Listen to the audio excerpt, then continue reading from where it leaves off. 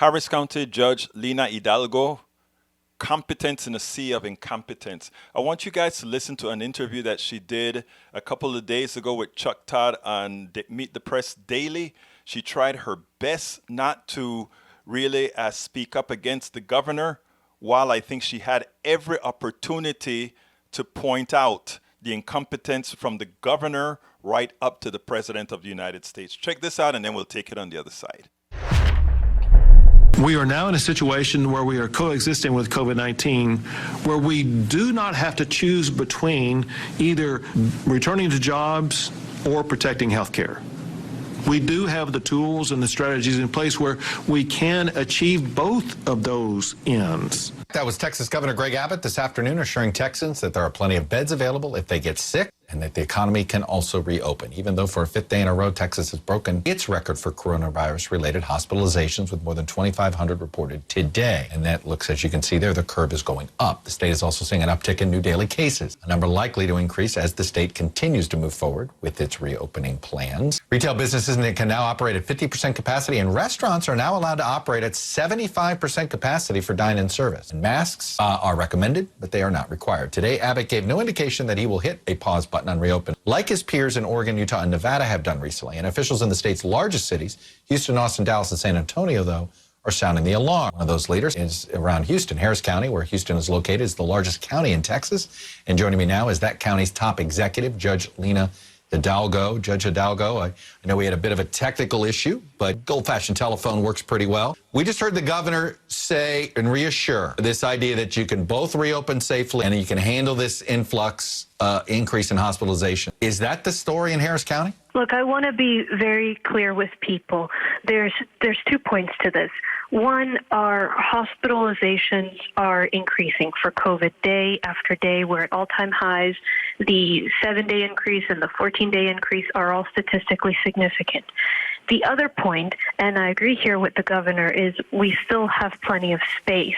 Now, what we have to take away from that is this could change overnight. And I'm not in the business of tempting fate because it's our community, our healthcare system, our lives that are on the line. So what I'm telling my community, Houston, 33 other cities and unincorporated areas, is we're on time right now to not overwhelm that hospital system, but we can't push it much farther. And even though we've got room in our hospitals right now, that doesn't mean we want to see you there. That's the crux of this, is Judge, let's work together to stem this. A couple things. Number one, do you have enough contact tracers in your county, in your opinion, number one? And number two, what are you learning from the tracing? Is this a spike that is spread out, or is there some concentration or rhyme or reason to this? Yeah, and that's what's interesting is obviously there's so much texture to all of this.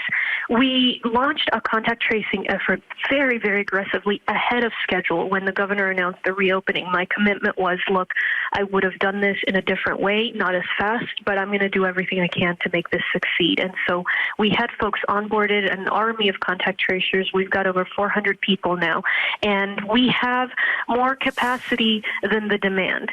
So in theory, yes, we have more. We have the capacity to interview more than the cases that we have each day. We have the capacity to contact more than the contacts that we have each day. But yet, with that, with the testing, with going into nursing homes, everything we're doing, we are not seeing a positive impact in the spread of the virus. We are not seeing our public health interventions really make a dent. And so my hunch is that the numbers are just so high and the degree of spread is so big that we really need the community to pitch in here. When you map out the contacts and the cases, the vast majority of them don't have those epidemiological links. We don't know how they got it, how they're connected to one another. So we're very much at the edge here where we really are tempting fate. And so that's why we need folks to remember we need them to minimize contacts. It's not back to normal. If you could design a gradation of pausing here, what would it consist of? Do you want restaurants back at 25% capacity? Would you like gyms pulled back? Are there a couple things you'd like to see the governor have more leeway on? It's what I'm doing right now and telling the community directly is I no longer have the authority to issue orders and say this needs to be open, this needs to be closed, as I did early on in the crisis. Right. But I do have the ability to communicate with the residents of this county. And so we unveiled a very clear color-coded system. Right now we're at orange, which means we're not at the point where we're right about to run out of hospital space, but we can if we keep going in this direction. And the guidance is minimize all contact. So if you are somewhere where you can't keep 6-foot distance, where you're sitting close by to somebody for a continued period of time that is not a member of your household, you need to go do something else. And what can you do? Drive-in movie theater, be outside, go buy something from a store, in and out, clubs, bars. Yes, I think to a large extent, restaurants. If you're nearby, you just can't avoid that close contact. And odds are, if the person behind you who's not in your household has the virus and you're sitting by them for an hour, you might catch it. So that's what we need everybody to do their part. And I want to give this community its best shot to succeed, because I want the economy to be sustainable. Judge Lina Hidalgo, good luck. I can hear it in your voice. You're, I think, hopeful, but you want to be realistic. I get it. I think a lot of us get it. Let's remember, please wear a mask. Everybody that's listening, please wear a mask. Anyway, thank you, Judge. Thank you so next, much, Chuck. You got it. Lina Hidalgo, Judge Lina Hidalgo, competence in a sea of incompetence. When you have a president giving rallies with, it was supposed to be several hundred thousand people. It turned out to be 6,200 people. But when you have a president that is out there lying to people about the virus not being as lethal as it is, when you have him putting his own people at risk, when you have a governor trying to lick on the tails of a president and follow all his wishes, knowing that he's hurting his own state, when you have a governor that is taking away the power from local authorities to allow them to best protect their communities, we get the increase in Harris County and many other counties with governors and poor leadership, willfully incompetent leadership that does these things. When you have a Homeland Security director like Chad Wolf, who goes on national TV and state,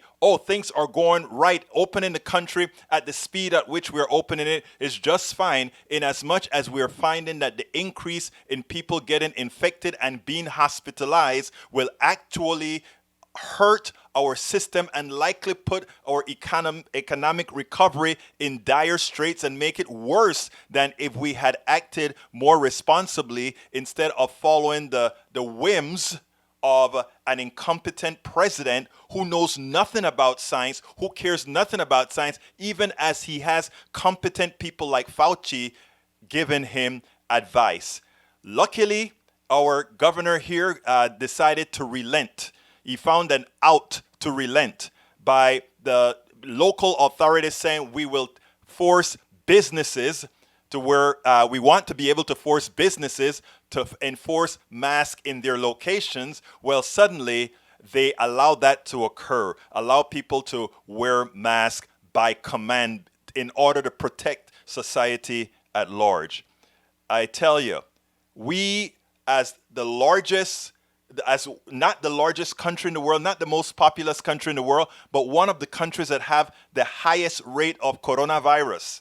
It is sad that the country that claims to be number one is the one that has the hardest time fighting this virus. Lina Hidalgo, competence in a sea of willful incompetence. Wish her well that she can continue to move this county in the direction it needs to be moved, because the old guard has certainly failed the county. I'm Egberto Willies, host of Politics Done Right, an independent news program. I post several news videos of interest every day. I ask you so kindly to subscribe to my channel, and please leave me some comments.